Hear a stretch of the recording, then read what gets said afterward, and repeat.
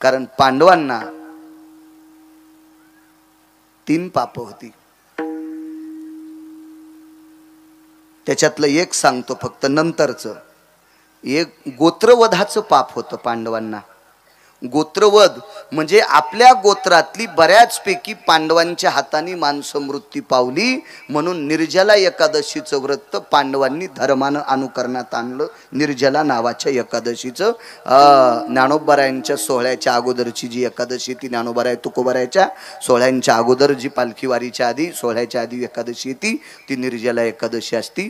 3 पापापैकी एक पाप त्या एकादशीच्या पुण्याईनं पांडवाचं क्षमन होते. अजून 2 कोणते होते पुन्हा कधीतरी ऐका. विठाला विठाला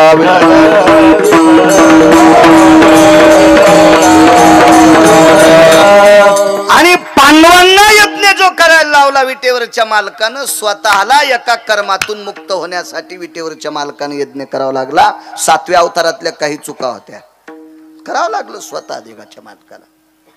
7व्या अवतारातल्या काही चुका होत्या. सज्जनांनो एक सांगू का तुम्हाला, 7व्या अवतारातली एक चूक. देवाला पांडवांना यज्ञ का करावा लागला? कारण याच्या 19 पापापैकी मुख्य पाप 3, 4, 6, 9, 14 प्रत्येक शास्त्र पुराण वेगवेगळं सांगते. पण काही 19 आहेत, काही 24 आहेत. त्याच्यापैकी काही पाप यज्ञातली पात्र उचलल्याशिवाय संपत नव्हती. आणि तेवढी माणसं जेवण्यासाठी यज्ञच करावं लागेल. भगवंतानं 7व्या अवतारातलं आपलं कर्म खाली करण्यासाठी, आपला बोझ खाली करण्यासाठी पांडवांना यज्ञ करावा लागला. अशा माझ्या वाचनातल्या किमान 40-45 प्रसंग असतील.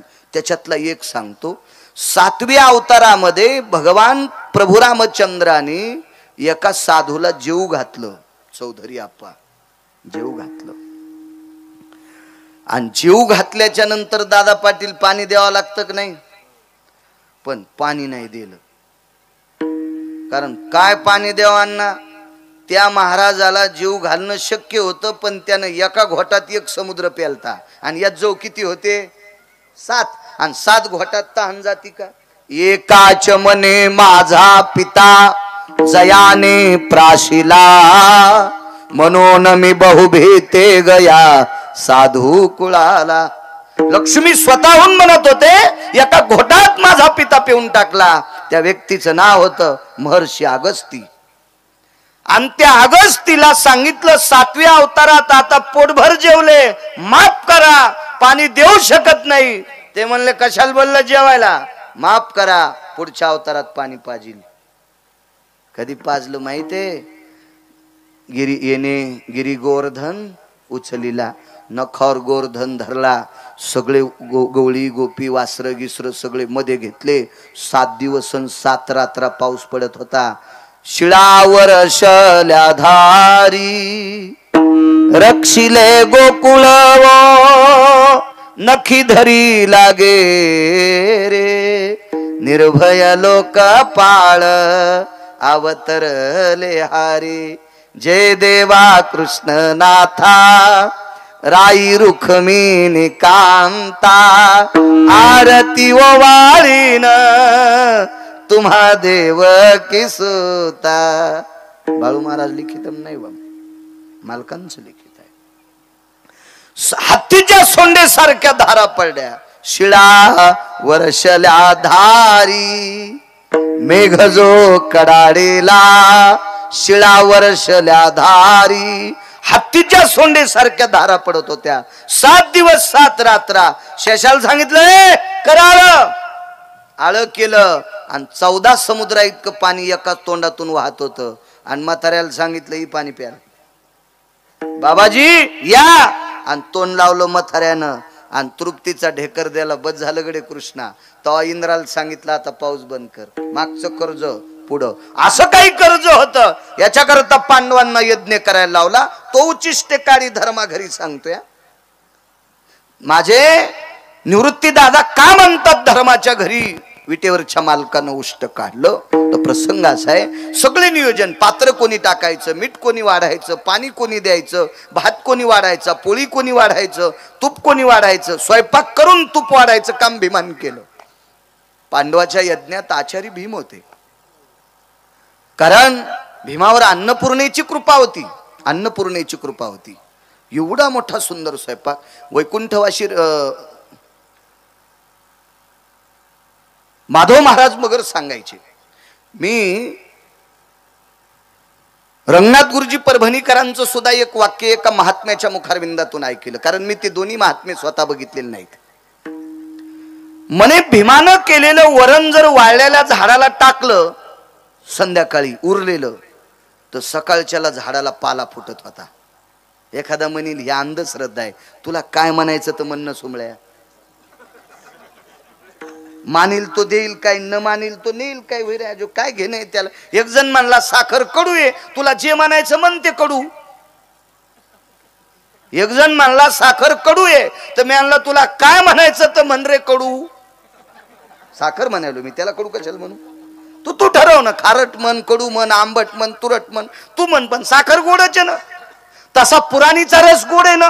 पाहावे पुराणी विचारुणी. आणि वाक्य कोणाचं आहे, तुकोबारायचं. तुका म्हणे नाही विश्वास ज्या म्हणे, पाहावे पुराणी विचारुणी. पुराणीचा रस आहे तो.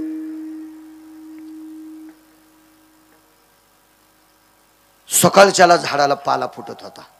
इतकं वरण चविष्ट. आपलं वराड येत राय, भुरकी टाकीत राय, पाणी टाकीत राय, वराड जेवत राय. टेम्पो निघला, कॅनल दिसला की टेम्पो थांबतो.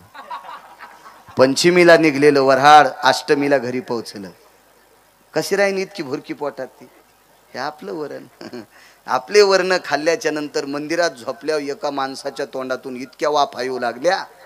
आणि एका बाईला मंदिरात दिवा इजल्यामुळे दिवा लावायचा होता. तिनं पोराला बलिलं मारुतीच्या मंदिरात जाता येत नाही, दिवा इजलाय. ते म्हणला काड्याची पेटी नाही. ती म्हणली त्याच्या तोंडावर धर. त्यानं इतकी तरी खाल्ली होती की त्याच्या तोंडावर दिवा धरल्याच्या नंतर वाफानं दिवा पेटला. कल्पना करा काय भाज्या आपल्या चविष्ट असतील. कल्पना करा किती किती चविष्ट. म्हणजे अशा भाज्या आपण खातो म्हणून आपल्या पोटात स्टो पेटतो. असा भपकाचे स्टोचा गॅसचा. मग जलोशील खातो. एक जण म्हणला मी रोज 9-10 जलोशील खातो. मी म्हणला अशा गिळून खाण्यापेक्षा जलोशील गोळीचं पिठलंच करी जाय आणि चपाती संग खात जाय, तुला ऍसिडिटीच होणार नाही. अरे कमी खायनं तेलकट सोंबळ्या. संकरित गाई सारखं खास लागला, खाला दम नाही, शेणाला दम नाही, आणि दुधाचा दम नाही. काढीतच राय आणि चौकाशातच नाही. माणसावानी जगणं जरा. सुरूच तोंड पोस्टाच्या पेटीवानी सुरूच सुरूच सुरूच. जेवण झालं की बिडी लावलात पेटीलाच, बॉयलर कारखाना सुरूच. बिडी फेकली की लगेच छाकलीत तंबाखू, ते आप लगेच घुटका दिली, कोण सुपारी दिली, सोप. दगड खाऊ नको म्हणजे बस झालं सोंबळ्या. आणि पुन्हा म्हणतं कसं का नाही सरी तब्येतच हलवली. यम तुला इतका हानी नालाय का, तू इंचभर जागात होणार नाही लाल करायची. विठाला विठाला विठाला.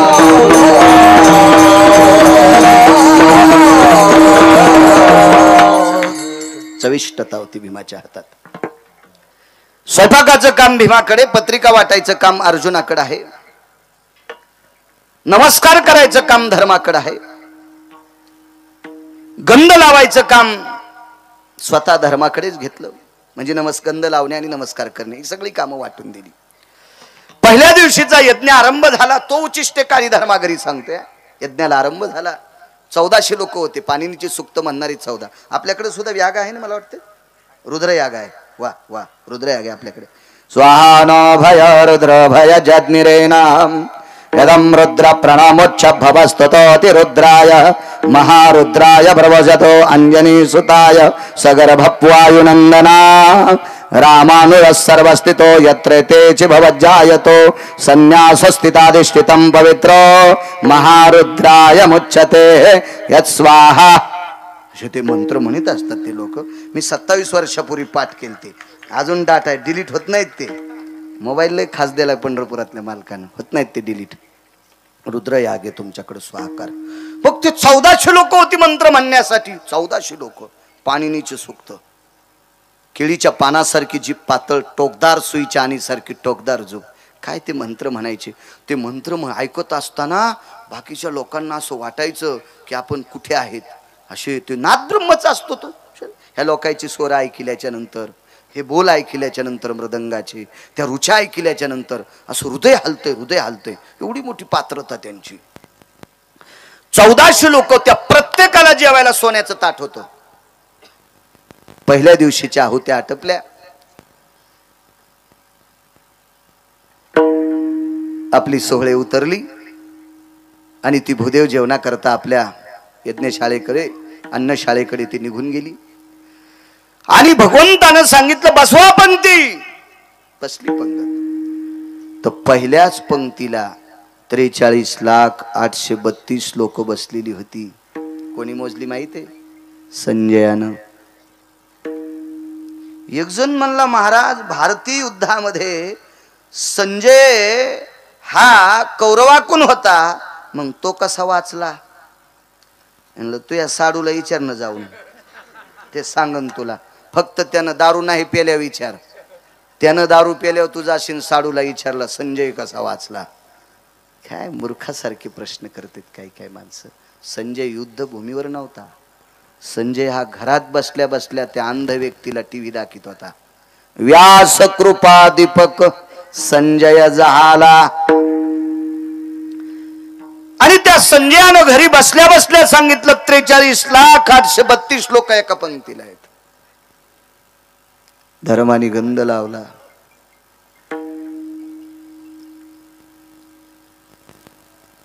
धर्म आले घरी. पाहिलं द्रौपदीने धर्माकडे आपल्या मालकाला घाम का आलाय. द्रौपदी सात्विक आणि सदाचारी पुण्यशील पत्नी होती. माझ्या माईनो, संसाररूपी रथाला पती आणि पत्नी दोन्ही चाक आहेत ना. ह्या संसाररूपी रथाची चाक आहेत पत्नी आणि पती. याच्यात एक जरी कान झालं ना, बैल रस्त्यानं आणि चाक पवळीहून जात असते. कानी गाडी कळती ना. जुन्या लोकांना जिनच्या पॅन्टीवाल्याला कळत नसती कानी गाडी. बैलगाडी कानी झाली ना, ते बैल रस्त्यानं चलत आहेत, पण चाक एक रस्ता सोडून चलत तिरपटवाणी. तसं संसाराचं होतं बरं का. माझ्या माईनो, पतीच्या खांद्याला खांदा देऊन प्रपंच करायचा. नाव निघतं वरी सुद्धा, नाव निघतं सासरी सुद्धा, नाव निघतं माहेरात सुद्धा, नाव निघतं पाहुण्या राहुण्यात. जगायचं कशासाठी? नावासाठी जगायचं असते. स्त्रीनं स्त्रीत्वाचा स्वाभिमान अंतकरणात ठेवा आणि पुरुषांनी पुरुषत्वाचा स्वाभिमान अंतकरणात ठेवा. याच्यासाठी जगायचंय. अरे जगायला तर नालीतले किडे जगायलेत, डुकरं जगायलेत, भटकंती शेपटी हलू हलू कुत्रे सुद्धा कुटके पाहिल्यावर शेपटी हलवायला लागलेत. काय त्यांच्यात आणि आपल्यात काय फरक आहे ना? प्रतिष्ठितो जायते स्वाभिमान प्रमुच्छते. हे माणसाच्या जीवनात हा आनंदाने नाविन्याने मस्तीजन्य स्वाभिमान अंतकरणातला उमळला पाहिजे. त्याचं नाव जगणं असते. त्याचं नाव जगणं. काही काही बायकांनी आपल्या मालकाच्या खांद्याला खांदा लावला. 1425 गडी बापाकडे होते. 3600 एकर 3600 एकर बापाला ऊस. पण एका लुगड्यावर तुकोबाराच्या खांद्याला खांदा देऊन संसार केला. म्हणून पंढरपुरातल्या मालकानं त्या बाईचे पाय चाटले, तळपाय चाटले. तळपाय इतकी ताकद असते. काय परिस्थिती असेल रयतेच्या राजाचं. घोड प्रतिमा या स्टेजवर वरे लावली. माझ्या रयतेच्या राजावर संस्कार काय केले असतील. मालक कुठं गुलामगिरीत होते. या सर्व सुखद दुःखद गोष्टीशी एकत्रित कुटून नाविन्यपूर्ण रत्न या देशाला प्रदान करणारी राष्ट्रमाता जिजाऊ आई साहेब काय आपल्या मालकाच्या खांद्याला खांदा दिला असेल त्या माऊलीने. तेव्हा ही रत्न प्रगट होत असतात. त्यावेळेला ही रत्न प्रगट होत असतात. अहो या लोकांच्या संसारात दुःख नव्हतं असं कोण म्हणतंय? उलट यांच्या संसाराची यथा पाहिल्याच्या नंतर ज्याच्या अंतकरणात संस्कृतीशी ओलावाय का, तो 2 दिवस जेवणारच नाही. इतकं यांच्या संसारात दुःख होतं. पण तरी ते दुःख दाबून प्रपंचात खांद्याला खांदा आपल्या धन्याच्या द्यायचा आणि पुढे चालत राहायचं. असं जीवनकडीला नेणारी लोक होती. काय द्रौपदी होती माझ्या माईंनो. मालक तुम्हाला घाम आलाय. स्वतःच्या पदरानं पतीचा घाम पुसण्याचा अधिकार स्त्रीला आहे. पण चोपदार सोबत असल्यामुळे पदरानं पतीचा घाम पुसला नाही. ही नाविन्य जपणारी. काही काही गोष्टी जपल्या पाहिजे. आम्ही एका कार्यक्रमात गेलो. तुम्ही होते फकरू महाराज त्या कार्यक्रमात बासरला. आणि त्या कार्यक्रमात आम्ही गेल्याच्या नंतर उत्कृष्ट कीर्तनकार आणि त्यांची बायको दोघं हातपाय धुत असताना नवऱ्याच्या खांद्यावर लोंबलेल्या उपरण्यानं बायकोनं तोंड पुसलं. हे 550 लोक पाहत होते. शिवाजीराव लाटे होते महिन्याचे वारकरी त्या कार्यक्रमात. मला म्हणले महाराज आता कसं करायचं हो, इतक्या लोक आहेत, ते तिकडं ते हात धुवायला लागलाय आणि मागून उपरनं लोंबलेलं तवरक्तीनं ते तसंच त्याच्याच खांद्यावर आणि त्या कोपऱ्यानं तोंड पुसलं. वा वा वा वा, धोतरान पुसलं नाही ते तरी बरं झालं. मर्यादा असली पाहिजे, मर्यादा असली पाहिजे, मर्यादा. सांगू तुम्हाला, लवून चोपून जितकं वागतं ना माणूस राजे हो, तितकं त्याचं नाव निघत असतं, तितकं त्याचं नाव निघतंय. काय मावल्या होत्या ह्या जुन्या मावल्या. मी रविवारी गाडी हाकायला जायचो, बाशिंगात जात होतो. गावकरी माणूस, खोटं कचल सांगू, जात होतो मी रोजाने. तूर कापायला 4 बायका होत्या. दुपारच्या वेळेला मालक आले, 3रा पहारा.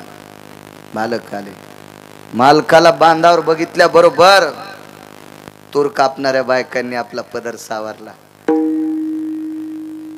दिवसभर पोटासाठी 14 रुपये रोज होता तेव्हा बाईला, 14 रुपये रोज. आणि 14 रुपयासाठी दिवसभर संध्याकाळी कमरे खाली तापलेला तवा घ्यावा लागायचा पाठ शेकण्यासाठी, कंबर शेकण्यासाठी. इतक्या परिस्थितीवर आरूढ असणारी बाई, आपण ज्याच्या शेतात काम करतो तो मालक पाहिल्याच्या नंतर पदर सावरीत होत्या, पदर सावरीत होत्या. आता सासरा पुढून आला तर पदर घेत नाहीत. आता का ऊन लागत का, आता राहू द्या, राहू द्या, आता नका घेऊ, घेऊ नका, घेऊ नका. तुम्हाला गिरगावच्या बाळ्याची शपथ आहे, हो, घेऊ नका पदर, नका घ्यायचं.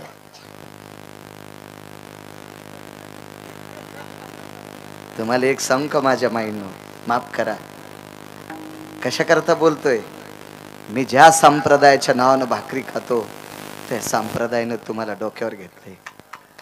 राज्य, राणी व संपत्ती, या देशाची घोर अशी संपत्ती आहे म्हणून बहाल केलं तुम्हाला. ज्या घरी कुलस्त्रिया, राज्य, राणी व संपत्ती, या देशाची तुम्ही संपत्ती आहात. 2 गोष्टी झाकलेल्या असावा. कोटीनं पैसे माणसाकडे असावा पण डायरीच्या पुढून नाही ठेवा. पैसे डायरीच्या मागून ठेवले पाहिजे, पुढून नाही ठेवायचे. कोटीनं असावा. आणि बाईकडं अब्जानं पैसे तिच्या नवऱ्याकडं तिच्याकडे असावा पण तिनं अंग भरून वस्त्र घातलेली असावा. ती या देशाची संस्कृती. ही विटेवरच्या मालकाला, या काशीतल्या मालकाला आवडते. इतकं नाविन्य सांगितलं.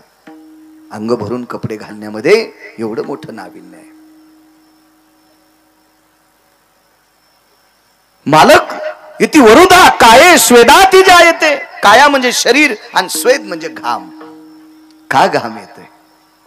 आणि माझ घरात गेले, घराला एक विशिष्ट प्रकारचं नाव आहे. माझघर, राणीवसा, पाकगृह, ही जुनी नावं आहेत. आता तुमच्या लक्षात येणार नाही. ज्यानं मराठी MA केले त्याच्या डोक्यावरून जाते.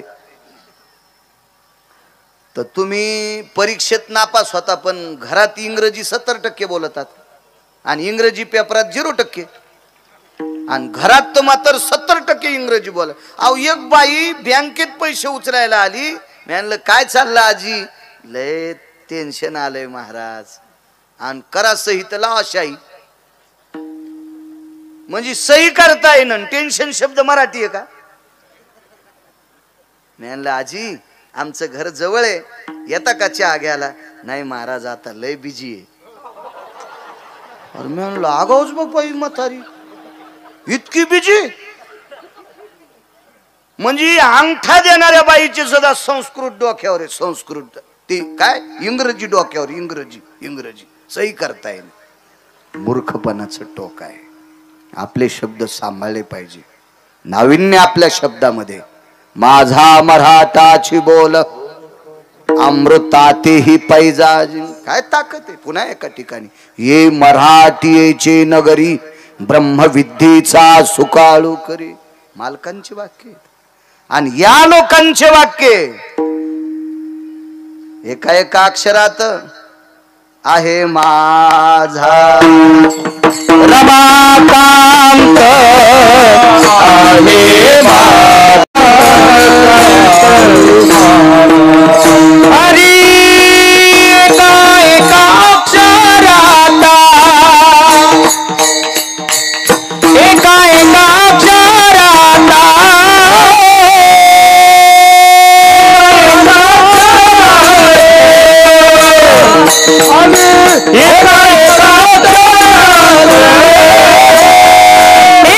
एका अक्षरात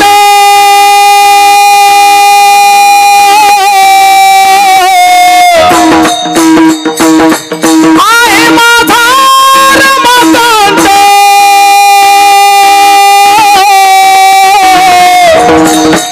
एका एका अक्षरात आहे माझा रमाकांत एका एका अक्षरात आहे माझा रमाकांत एका एका अक्षराला आहे माझा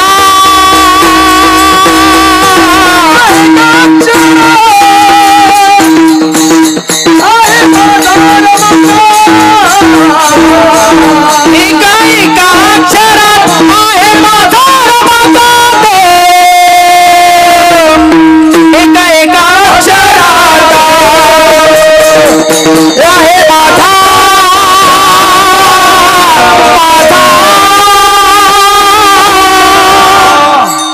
या लोकांची वाक्य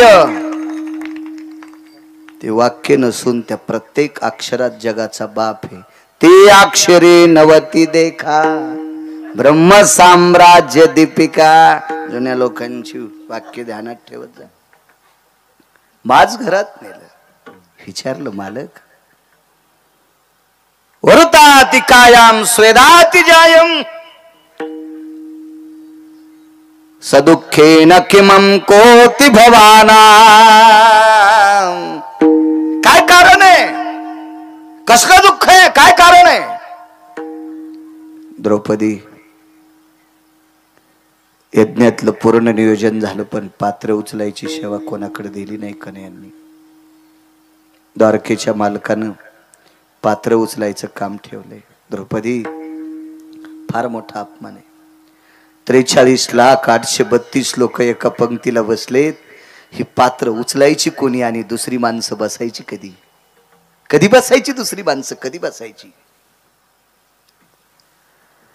द्रौपदीनं सांगितलं मालक यज्ञ पहिलाच दिवस आहे एवढा मोठा यज्ञ आहे ज्या यज्ञामध्ये हत्तीच्या सोंडेसारखी तुपाची धार द्रवते तुम्ही पहिल्या दिवशी थकलात द्रौपदी आजच्या दिवसाचं संकट जर बाजूला सरकलं तर संध्याकाळी पात्र कोणी उचलायची याची मीटिंग लावतो पण आज पंचायती आज आज आज आज काय करावं ग द्रौपदीनं सांगितलं मालक तुम्ही जा गंध लावा सर्वांना गंध लावलाय नमस्कार केलाय फक्त आता काही वेळात पात्र उचलावं लागते 15-20 मिनिटात पंगत उठेल आणि दुसरी माणसं त्या मंडपात बसायची आपल्याकडे दुसरा मंडप शिल्लक नाहीये आपण नियोजन करू अजून उद्या मंडप वाढवू किंवा पात्र उचलणारी लोक लावू पण आता पात्र कोण उचलायचे द्रौपदीनं सांगितलं तिला इतकी सुद्धा काळजी करू नका आजच्याच दिवसापुरता असेल किंवा पूर्ण यज्ञात पात्र उचलायचं नियोजन करायचं असेल तर ते मला सांगा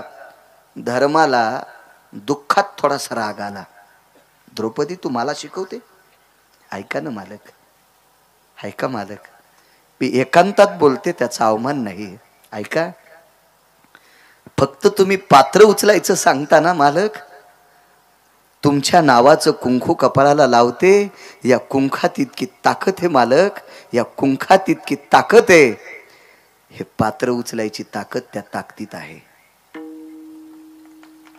आणि त्या ताकदीवर तुम्हाला सांगते तुम्ही अंगाला घाम येऊ देऊ नका याला म्हणतात पत्नी याला म्हणायचं पत्नी याला म्हणायचं पत्नी माझ्या माईंनो आपल्या मालकाला दुःखात सावरायचा माझ्या सज्जनांनो आपल्या पत्नीला सुद्धा दुःखात सावरे जायचा याचंच नाव संसार आहे याचंच नाव संसार आहे हुशार सात्विक सदाचारी मावले आहेत पुण्यशील म्हणून वारकरी संप्रदायाने तुमची उंची वाढवली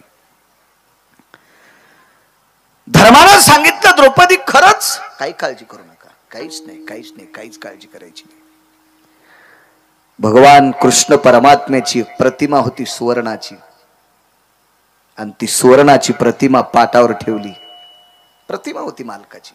आपले फोटो असतात लग्न कार्यातले, आपले फोटो असतात ना, प्रतिमा असतात आपल्या सुद्धा, पण ती सुवर्णाची प्रतिमा होती.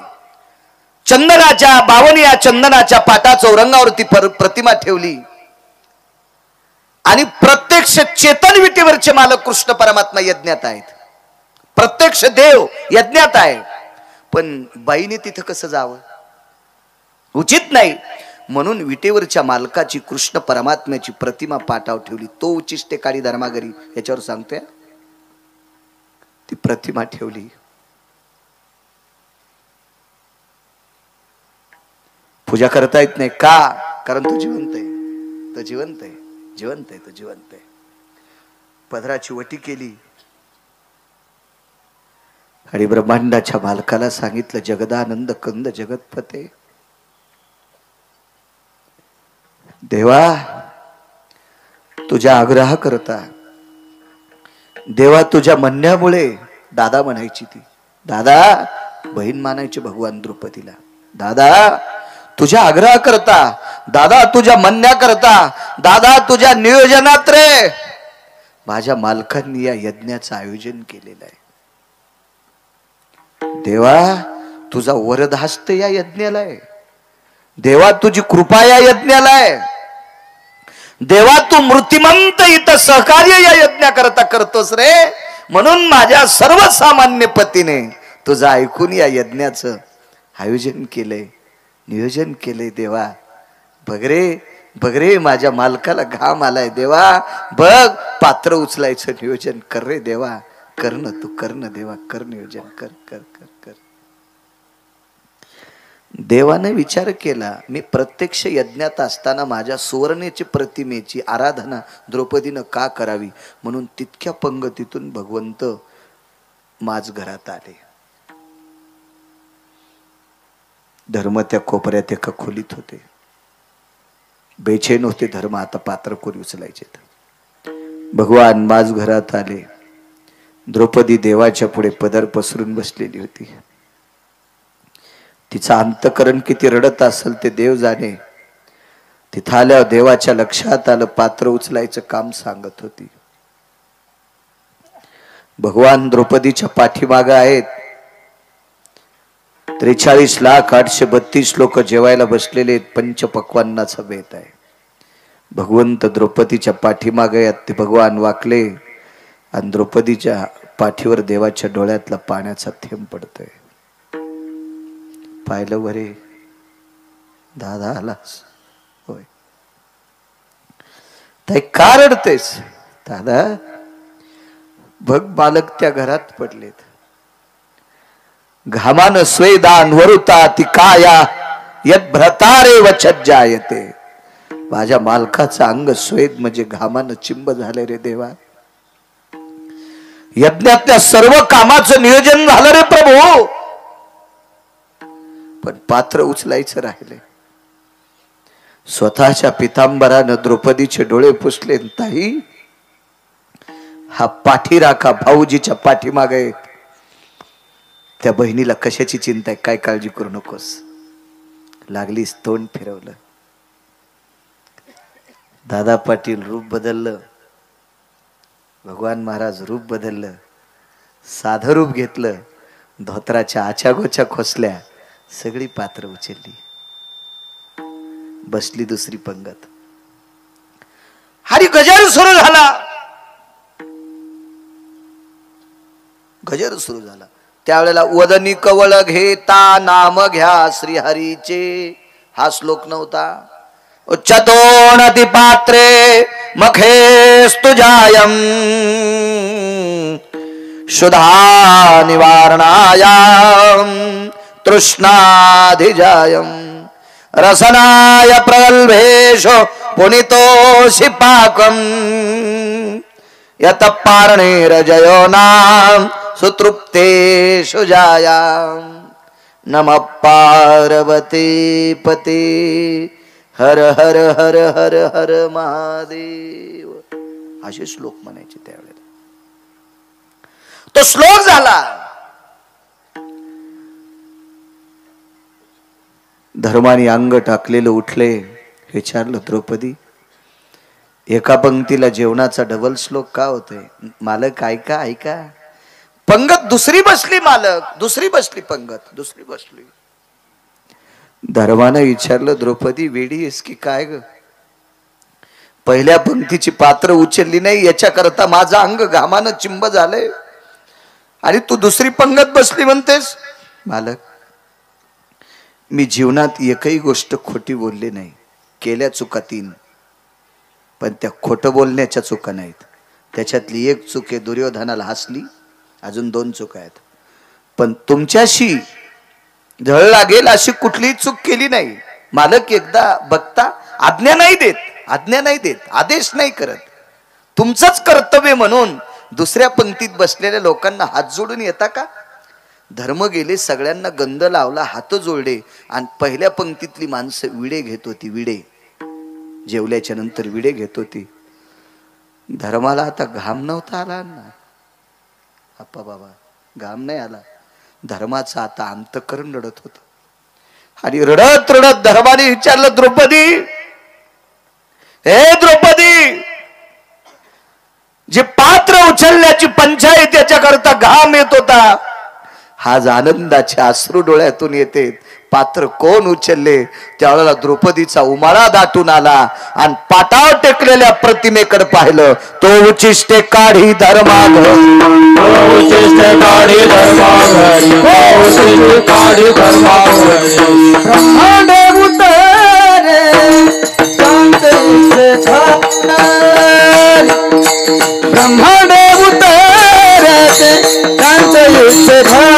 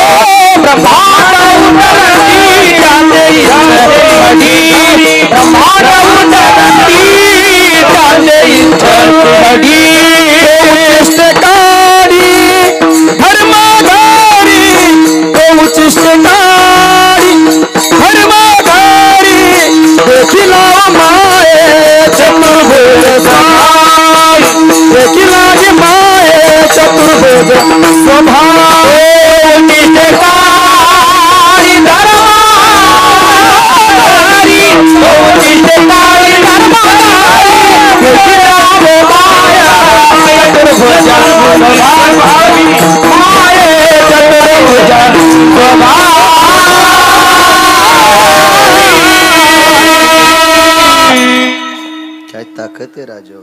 उष्ट काढलं देवानी. उष्ट का? एक पुरावा आहे मागचा, पण मी पुढे सरकतोय.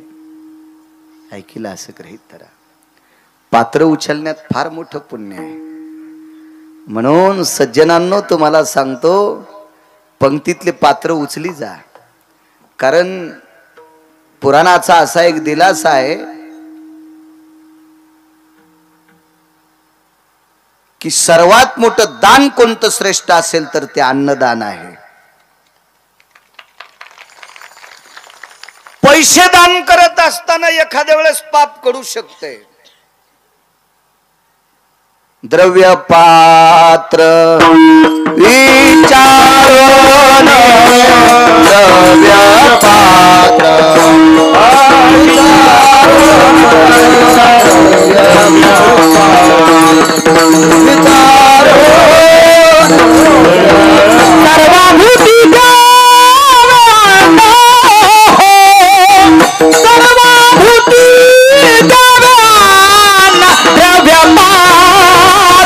विचारून हरिद्रव्य पात्र विचारून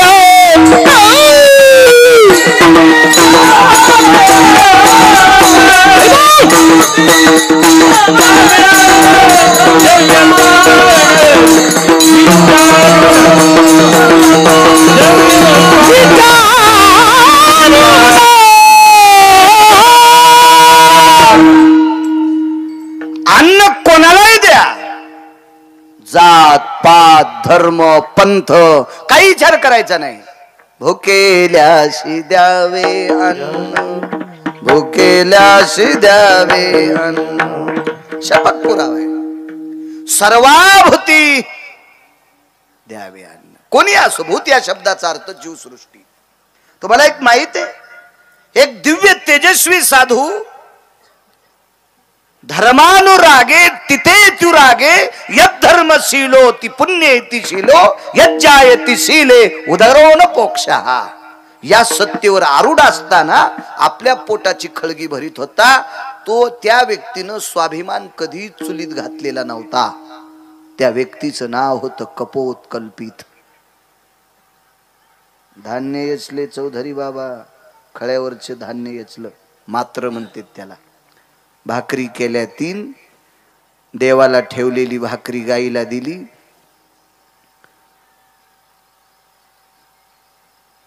एक भाकरी गंगेला समर्पित केली, सदाव्रत नावाचा विधी म्हणतात त्याला. आणि एक स्वतः करता भाकरी ठेवली. कुत्री जनली होती फासाखाली. जनलेली कुत्री पिलाला दूध देण्यासाठी पोटात काहीतरी पाहिजे म्हणून भाकरी दारात जेवत बसलेल्या साधूकडे वरांड्यापाशी तुळशीपाशी त्या भाकरीच्या अपेक्षेनं कुत्री आली. आणि साधूनं विचार केला, पिलाला जन्म दिलाय, कशाचं दूध करीन पिलांना, म्हणून ताटातली भाकरी कुत्रीला फेकली. आणि त्या कुत्रीनं भाकरी तोंडात धरली. आणि कुत्री तिकून आणि इकून दान करणारा साधू आणि मधातून मुंगस गेलं. अर्धा अंग सोन्याचं झालं. नकुले न भया हे मंच कांती, कपतय कल्पितान उदकोर शांती.